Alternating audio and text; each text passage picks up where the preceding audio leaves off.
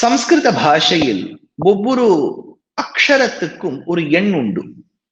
கக கக ங 1 2 3 4 5 ச ச ஜ ஜ ஞ அப்போது 6 7 8 9 0 அப்படின்னு வருது.